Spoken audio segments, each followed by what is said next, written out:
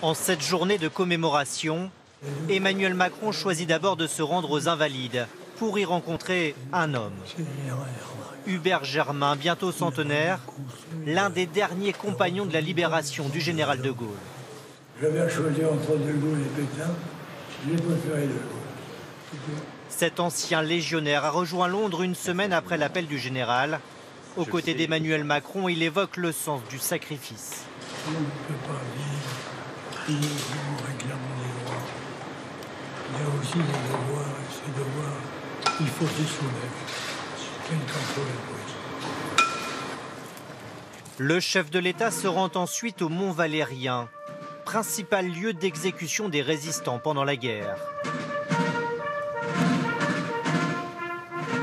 En compagnie du Premier ministre et de la ministre de la Défense, Emmanuel Macron passe en revue les troupes avant d'écouter une lecture de l'appel du 18 juin. La flamme de la résistance française ne doit pas s'éteindre et ne s'éteindra pas. Dans la crypte, où reposent 16 résistants, le chef de l'État échange ensuite avec 2 de leurs arrière-petits-enfants pour évoquer la transmission. Jusqu'à la fin de sa vie, ils ont tous porté un morceau de cet esprit français, y compris quand tout autour d'eux s'effondrait. Et c'est ça dont vous êtes les dépositaires, dont nous sommes les dépositaires.